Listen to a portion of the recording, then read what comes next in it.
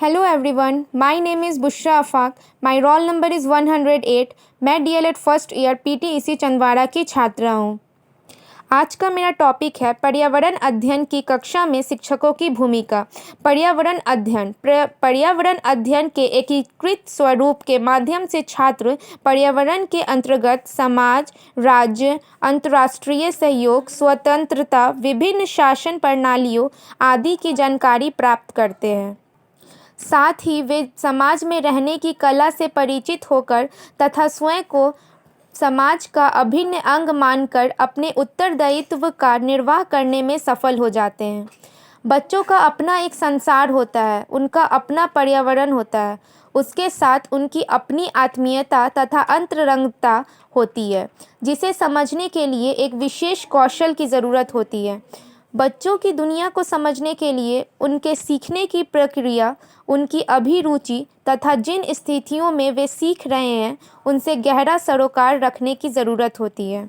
बच्चे में उत्कृष्ट जिज्ञासा और अनंत उत्सुकता रहती है। कभी जल उसकी जिज्ञासा को जगाता है तो कभी हवा उसे झकझोरती है। पृथ्वी के घूमने से लेकर पृथ्वी की गहराई तक के विचार उसे सोचने को मजबूर करते रहते हैं।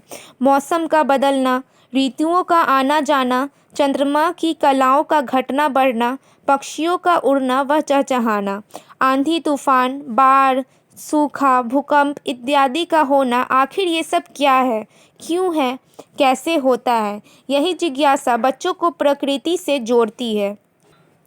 रह रहकर प्रकृति के हर रहस्य को बच्चे को जानने समझने की कोशिश करते हैं। चूँकि उसकी अपनी दुनिया होती है, वे अपने आसपास की स्थिति में संपूर्ण परिवेश को अपनी नज़र से देखते हैं। इसके बारे में उनकी अपनी समझ होती है। हमारा कार्य बच्चों द्वारा अपने प्रयासों से अर्जित समझ को सुस्पष्ट व सुसंगत बनाना है, जिससे बच्चे दुनिया को समझने की अपनी सामर्थ्य विकसित कर सके। अब हम लोग देखेंगे कि पर्यावरण शिक्षण में शिक्षक की क्या भूमिका है। पर्यावरण संरक्षण की शिक्षा में लोगों को बताया जाता है कि प्राकृतिक पर्यावरण के तरीके और प्रदूषण मुक्त पर्यावरण को बनाए रखने के लिए परिस्थितियों की तंत्र को कैसे व्यवस्थित रखना चाहिए। इससे संबंधित चुनौतियों का सामना करने के लिए वह पर्यावरण संरक्षण के प्रति बच्चों को जागरूक करने में शिक्षक की भूमिका महत्वपूर्ण है। शिक्षक विद्यार्थियों को आवश्यक कौशल और विशेष ज्ञान प्रदान कराते हैं। इससे शिक्षा का मुख्य उद्देश्य ज्ञान प्रदान कराना, जागरूकता पैदा करना, चिंतन का एक दृष्टिकोण पैदा करना और चिंतन का एक दृष्टिकोण पैदा करने से और पर्यावरणीय चुनौतियों को नियंत्रित करने की आवश्यक कौशल को प्रदान करना है। शिक्षक को पर्यावरण का स्थिति का आकलन करने में सक्षम होना चाहिए और पर्यावरण की क्षति का निवारण करने में अग्रणी भूमिका निभानी चाहिए। वह बच्चों को भी प्रोत्साहित करना चाहिए। वे बच्चों को सिखाएं कि उन्हें नियम अनुसार योजनापूर्ण बनना चाहिए, क्योंकि दैनिक जीवन में सामान्य बदलाव पर्यावरण को सुधारने में वे बड़ा योगदान दे सकते हैं। शिक्षक बच्चों को बताएं कि पर्यावरण की सुरक्षा हर किसी की जिम्मेदारी है, इसलिए पर्यावरण शिक्षा एक समूह या समाज तक ही सीमित नहीं होनी चाहिए, बल्कि हर व्यक्ति को पर्यावरण के बचाव संबंधी जानकारी होनी चाहिए।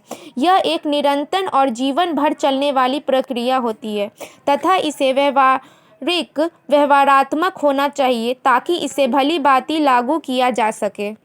अगर बच्चों को संसाधनों, पर्यावरणीय प्रदूषण, अवनति और संकटग्रस्त पौधों एवं विलुप्त जानवरों के बचाव तथा संरक्षण के बारे में सिखाया जाता है तो पर्यावरण के संरक्षण में काफ़ी हद तक सुधार हो सकता है। शिक्षा एक तरह का निवेश है जो समय के साथ साथ एक मूल्यांकन संपत्ति में बदल जाता है। छात्रों को अपने परिवेश से परिचित कराने के लिए प्रोत्साहित किया जाना चाहिए और उनके लिए कार्य योजना की एक रूपरेखा भी तैयार की जानी चाहिए। उनकी सामाजिक भागीदारी को प्रोत्साहित करने की अत्यधिक आवश्यकता है। इसलिए पर्यावरण शिक्षा को एक पाठ्यक्रम के रूप में समेकित करना और छात्रों को बचपन से ही प्रकृति व उसके संरक्षण के बारे में अवगत कराने में शिक्षक की भूमिका महत्वपूर्ण होती है। Thank you.